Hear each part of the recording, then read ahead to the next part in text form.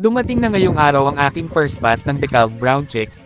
After nating ma-receive ay nilagay natin sa brooder pen at nilagyan ng tubig na may halong electrolytes, para manumbalik agad ang kanilang sigla. Huwag po muna tayong maglagay ng pagkain, at kung wala po kayong available na over-the-counter electrolytes ay pwedeng gumawa ng DIY na electrolytes. Gamit lamang ang malinis na tubig at haluan ito ng isang kutsaritang kalamay. Yun lang, God bless. Please like and follow Pinoy Agri Farming PH.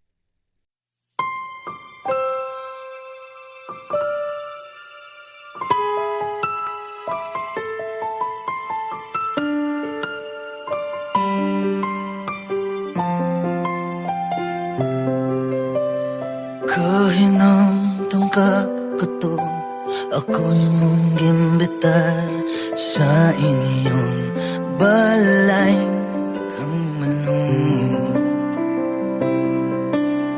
sa